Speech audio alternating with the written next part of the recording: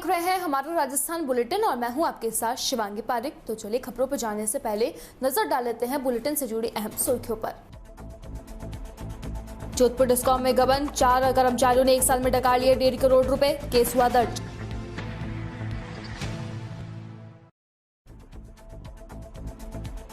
किसानों ने राष्ट्रीय राजमार्ग 11 पर लगाया जाम, पुलिस पहुंची किसानों से समझाइश कर रही है।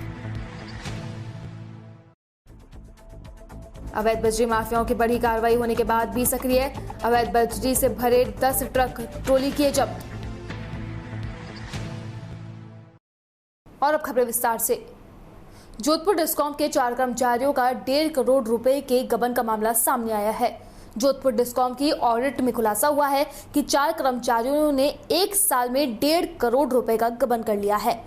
अब जोधपुर डिस्कॉम इन 4 कर्मचारियों पर रिकवरी व कार्रवाई की तैयारी कर रहा है। डिस्कॉम की ऑडिट में खुलासे के बाद में डिस्कॉम के जेईए ने उदय मंदिर पुलिस थाने में 4 कर्मचारियों के खिलाफ मामला दर्ज कराया है। इसके साथ ही कर्मचारियों से गबन की रकम वसूलने की भी कार्रवाई की जा रही है। लूनी डिस्कॉम कार्यालय में तैनात कर्मचारी Mohammad Farid, helper Ajay Kumar Meena, Vikram Singh Naruka, retired reader Om Prakash ने मिलकर 1 साल के अंदर 1.5 करोड़ रुपए का चूना जोधपुर डिस्कॉम को लगाया है। लूनी कार्यालय में उपभोक्ता अपना बिजली का बिल जमा करवाने आते थे, लेकिन यह चारों कर्मचारी फर्जी तरीके से उपभोक्ताओं के पैसे डकार जाते थे। कर्मचारी मोहम्मद फरीद, हेल्पर अजय कुमार मीणा, विक्रम सिंह व रिटायर्ड रीडर ओम प्रकाश ने मिलकर 1 साल में उपभोक्ताओं से बिजली बिल के पैसे को लेकर उसका गबन किया। तो वहीं पे जमा करते हुए फिर कंप्यूटर में उपभोक्ताओं के नाम से प्रोसेस भी करते, लेकिन न रजिस्टर में एंट्री करते और न ही पैसा राजस्व में जमा करवाते। इतना ही नहीं, उपभोक्ताओं का पैसा जमा कराकर ये चारों कर्मचारी रसीद भी देते थे, लेकिन 1 साल बाद ऑडिट में गबन का खेल खुल गया है। सिरोही के बलरूर थाना क्षेत्र में पंचायती राज चुनाव को लेकर शनिवार को बलरूर थाना अधिकारी सीमा जाखड़ के नेतृत्व में उल गोल और जामोतरा, भूतगांव, मनोरा, वराड़ा, देलदर, मंडावरी, बलरूर में पुलिस ने फ्लैग मार्च कर सभी को शांतिपूर्ण मतदान करने की अपील की है। इस दौरान जाखड़ ने बताया कि शांतिपूर्ण मतदान संपन्न करवाने के लिए गाँव में फ्लैग मार्च कर ग्रामीणों को बिना किसी डर के मतदान करने व किसी भी प्रकार की जानकारी है तो पुलिस को अवगत करे। पुलिस प्रशासन आपके साथ है। फ्लैग मार्च के दौरान ग्रामीण भी अपने घरों से बाहर आकर नजारा देखते नजर आए। इस दौरान सिरोही महिला थाना प्रभारी दीक्षा चौहान, गिरधारी राम बिश्नोई, जवाल सिरोही चौकी प्रभारी शंकरलाल के साथ में RSC के जवान साथ रहे।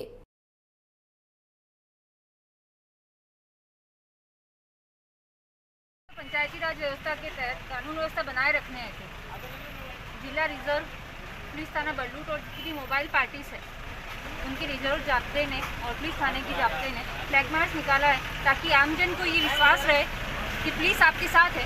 कोई भी समस्या आने पे आप पुलिस से संपर्क करें। किसी प्रकार की समस्या के लिए हमने एक सुरक्षा दीवार जो सभी जगह, जो भी ग्राम पंचायत स्तर पे जो स्कूल है जहाँ पे मतदान होना है, वहाँ पे हमने एक सुरक्षा दीवार श्रीमान SP साहब के निर्देश में तैयार की है, जिसमें सभी अधिकारियों के नंबर उसमें लिखे हुए हैं। आमजन से अपील है कि आप भयमुक्त होकर मतदान करें। किसी प्रकार की समस्या आने पे हमसे संपर्क करें। धन्यवाद। श्री कोलायत के गजनेर क्षेत्र में अघोषित बिजली कटौती के विरोध में आज किसानों ने राष्ट्रीय राजमार्ग 11 पर जाम लगा दिया, जिसके कारण एक तरफा आवागमन पूरी तरीके से बाधित रहा। मौके पर पुलिस पहुंची और किसानों से समझाइश कर रही थी। गजनेर क्षेत्र के अक्कासर गांव में किसानों ने नलकूप पर लगातार हो रही अघोषित बिजली कटौती के विरोध में राष्ट्रीय राजमार्ग 11 पर जाम लगा दिया। साथ ही 220 kV पावर हाउस का घेराव किया। अक्कासर के पूर्व सरपंच प्रभुदयाल गोदारा ने बताया कि लगातार हो रही बिजली कटौती से नलकूपों से सिंचित फसलें खराब होने की कगार पर आ गई है, जिससे किसानों को आर्थिक हानि उठानी पड़ रही है। अगर मंगलवार तक व्यवस्था सुचारू नहीं की गई तो किसानों द्वारा बड़ा प्रदर्शन किया जाएगा। अधिकारियों से वार्ता करने पर कोई भी संतोषजनक जवाब नहीं मिलने के कारण किसानों ने राष्ट्रीय राजमार्ग 11 पर अपना डेरा डाला दिया है। सूचना पर पुलिस भी मौके पर पहुंची और किसानों को समझाइश में जुट गई, तो वहीं किसान उच्च अधिकारियों की वार्ता करने की बात को लेकर अड़े हुए हैं। पिछले 7 दिनों से बार बार उच्च अधिकारियों से बात करने पे संतुष्ट जवाब नहीं मिलता।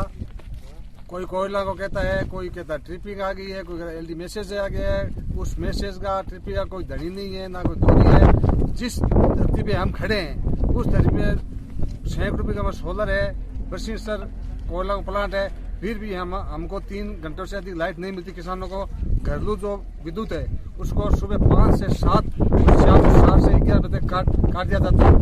अगर घरेलू लाइट हम ढाणी जाते हैं तो शाम को चिमनी के सामने से हम खाना पकाते हैं, तो हमारे लाइट होते थे भी हम खाना नहीं पका सकते, ना तो क्रैश नहीं मिलता है क्योंकि सरकार ने बंद कर दिया, क्योंकि लाइट बहुत है लेकिन जरूरत होती है उसमें लाइट होती नहीं है। तो ऊपर बरसात नहीं है, इसलिए हम किसानों की तरफ से कह रहे हैं, जो आज हमें सारे धरना दिया है और वार्ता करने के लिए आए हैं, अगर ऐसा हुआ तो अगले मंगलवार को हम पूरे रोड जाम करेंगे और कम से कम जब तक फैसला नहीं होगा हम यहीं रहेंगे और इस देश को 1 मिनट बंद नहीं होने देंगे। खबर बैरोड से है, जहां पर स्थित मंथन दिव्यांग रिहेबिलिटेशन सेंटर पर जन्माष्टमी महोत्सव का आयोजन किया गया, जिसमें मंथन फाउंडेशन द्वारा संचालित निःशुल्क दिव्यांग रिहेबिलिटेशन सेंटर में आने वाले दिव्यांग बच्चों और उनके अभिभावक शामिल हुए। कार्यक्रम की शुरुआत वसंत यादव एवं डॉक्टर सविता गोस्वामी ने कृष्णा के विभिन्न रूपों में सजाई गई झांकी के समक्ष दीप प्रज्वलन के साथ की। साथ ही सभी ने मिलकर आरती की। इसके बाद में सभी बच्चों ने कृष्ण व राधा के परिवेश में विभिन्न प्रस्तुतियां दी। किसी ने नृत्य के द्वारा, तो किसी ने भजन के द्वारा, तो किसी ने कहानी के माध्यम से अपनी प्रतिभा का प्रदर्शन किया। ये बच्चे अपने आप में विशेषता लिए हुए होते हैं और इनके साथ में उनका ये भव्य रूप इस पल को अविस्मरणीय बना रहा था। तत्पश्चात बच्चों को सर्वाधिक आकर्षित करने वाली मटकी फोड़ प्रतियोगिता में बच्चों के साथ में उनके अभिभावक ने भी बड़े उत्साह के साथ में हिस्सा लिया। फाउंडेशन चैरिटेबल ट्रस्ट द्वारा संचालित दिव्यांग बच्चों के निःशुल्क थेरेपी सेंटर मंथन दिव्यांग रिहेबिलिटेशन सेंटर में आज कृष्ण जन्माष्टमी का जो महोत्सव है बड़े ही हर्षोल्लास के साथ मनाया गया। यहाँ पे जो हमारे स्पेशल बच्चे हैं, वैसे तो ये अपने आप में एक स्पेशलिटी लिए हुए होते ही हैं, उसके साथ में जब ये नन्हे मुन्ने बच्चे राधा और कृष्ण की वेशभूषा में नजर आए तो वो एक जो दृश्य था वो एक मेमोरेबल मोमेंट था और बच्चों ने बहुत अच्छे से एंजॉय किया। यहाँ पे कुछ बच्चों ने डांस करके दिखाया है, कुछ बच्चों ने कहानी के माध्यम से जो भगवान कृष्ण है उनकी पूरी जो जीवन लीलाएं हैं उनको प्रदर्शित किया, कुछ ने भजन के माध्यम से अपने जो श्रद्धा है वो श्री कृष्ण के चरणों में अर्पित की। और तत्पश्चात लास्ट में बच्चों ने मटकी फोड़ने का, जो एक बच्चों के लिए काफ़ी ज़्यादा क्रेज़ रहता है, तो मटकी फोड़ने का जो इवेंट है उसको भी बच्चों ने बहुत अच्छे से एंजॉय किया। हमारे इस तरीके के प्रोग्राम करने का उद्देश्य यही रहता है कि जो एक थीम हम लोग लेकर के चल रहे हैं मंथन का उद्देश्य यही है कि इन बच्चों को समाज की मुख्य धारा से जोड़ना। उसके लिए ज़रूरी है कि ये बच्चे हर उस अनुभव को प्राप्त करें जो एक सामान्य बच्चा जब स्कूल में जाता है तो वो उन्हें प्राप्त करता है। इसी उद्देश्य से लेकर के और हमारी जो भारतीय संस्कृति है उससे इन बच्चों को अवगत करवाते हुए समय समय पर इस तरह के कार्यक्रम करवाए जाते हैं। टोंक जिले में अवैध बजरी माफिया की बड़ी कार्रवाई होने के बाद भी सक्रिय है, लेकिन लीज धारक व टोंक जिला पुलिस भी बजरी माफियाओं पर लगातार कार्रवाई कर रही है, जिससे अवैध बजरी परिवहन पर रोक लगाई जा सके। इसी क्रम में आज नेवाई में अवैध बजरी से भरे 10 ट्रैक्टर ट्रॉली जब्त किए गए हैं। जिले के नेवाई सदर थाना क्षेत्र अंतर्गत गांव सुनारी के पास में पुलिस ने कार्रवाई करते हुए 10 अवैध बजरी से भरे ट्रैक्टर ट्रॉली जब्त किए हैं। सदर थाना प्रभारी दातार सिंह राठौर ने बताया कि एसआईटी व गश्ती दल ने मुखबिर की सूचना पर संयुक्त कार्रवाई करते हुए ट्रैक्टर ट्रॉली जब्त की है, लेकिन इस बार भी पहले की तरह ड्राइवर भागने में कामयाब रहे। इस कार्रवाई के बाद बजरी माफियाओं में हड़कंप मच गया। सभी वाहनों को जब्त कर भूसी नाका पर सुसार्थ खड़ा कर दिया है। तो वहीं पुलिस ने एमएमआरडी एक्ट के तहत अन्य धाराओं मुकदमा दर्ज कर आगे की कार्रवाई में जुट गई है। आपको बता दें कि टोंक जिला पुलिस ने यह लगातार 5वीं कार्रवाई है जिसमें बड़ी संख्या में अवैध बजरी जब्त की गई है।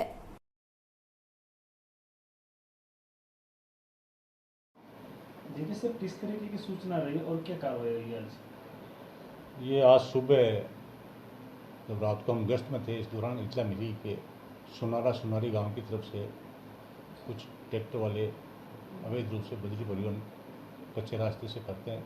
इतला पर गश्त के दौरान सुनारी गांव में गांव के मेन स्टैंड पर गली के अंदर ट्रैक्टर मिले। 9 ट्रैक्टर बजरी से भरे, जिनकी ट्रॉलियाँ बजरी से भरी हुई, उनको जब्त किया गया है। जाके खड़ा कराया सुरक्षा नाके पर, पुलिस गार्ड लगा दी गई है।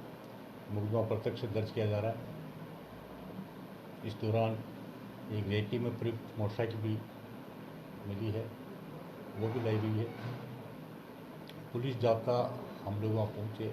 इस दौरान जो वाहन चालक थे एक भी मिला नहीं, सभी अपने अपने ट्रैक्टर को छोड़ के चले गए। लोगों की मदद से, नाके के कर्मियों की मदद से ट्रैक्टरों को मौके से लेकर आए, प्रकरण कायम किया जा रहा है। कार्रवाई सर पुलिस की है, ये नाकेदार एक बता रहे हैं कि हमारी किसकी नहीं, सूचना मुझे खुद को मिली थी कंट्रोल रूम से ही। किसी व्यक्ति ने कंट्रोल रूम को सूचना की थी कि इस हमारे रास्ते से ट्रैक्टर गुजरते हैं, ये कच्चे रास्ते से गुजरते हैं, तो इन्होंने एक रास्ता अपना लिया है इधर से जाने का, कच्चे रास्ते से होकर जयपुर की तरफ निकलते हैं। तो इसकी सूचना की तस्दीक के लिए हम लोग गए, वास्तव में ट्रैक्टर मिले हमें, ट्रैक्टरों को लेकर आए। ये नाके की कार्रवाई नहीं, हमारी खुद की कार्रवाई है, हमें सूचना मिली और हमारे द्वारा कार्रवाई की गई है। पुलिस की कार्रवाई है या SIT की गई? ये पुलिस की कार्रवाई है और कुछ अन्य विभाग की कार्रवाई नहीं है। हमें सूचना मिली, हम लोग ही गए, कार्रवाई की। खबर जयपुर से है, जहां पर सांगानेर सर्किल पर तैनात हेड कांस्टेबल कमलेश कुमार राकेश चंद्र नगीना यातायात का संचालन करवा रहे थे। सर्किल पर एक 4 से 5 साल की बच्ची रोती हुई दिखाई दी। बच्ची काफी घबराई हुई थी। जाब्ते द्वारा बच्ची को पानी पिलाकर प्यार दुलार से पूछताछ की, लेकिन बच्ची कुछ भी बता नहीं पा रही थी। बच्ची को साथ में लेकर आसपास घुमाया एवं लोगों से पूछताछ की, परंतु बच्ची के परिवार की कोई जानकारी नहीं मिल सकी। शाम के समय काफी अंधेरा भी हो चुका था। इस पर यातायात नियंत्रण कक्ष को सूचना देकर पुलिस थाना सांगानेर की चेतक को बुलाया गया। तभी कुछ समय बाद बच्ची के माता पिता बच्ची को ढूंढते हुए मौके पर आए। आसपास के लोगों एवं थाने के जाब्ते के सामने बच्ची के माता पिता की एवं तलाशी ली गई और बच्ची को उनके माता पिता को सुपुर्द कर दिया गया। बच्ची के माता पिता ने बच्ची को देखकर राहत की सांस ली और यातायात पुलिस को तहेदिल से धन्यवाद दिया। पुलिस उपायुक्त यातायात श्वेता धनखड़ ने इस सराहनीय कार्य के लिए जाब्ते को शाबाशी दी एवं उचित रिवॉर्ड का आश्वासन भी दिया।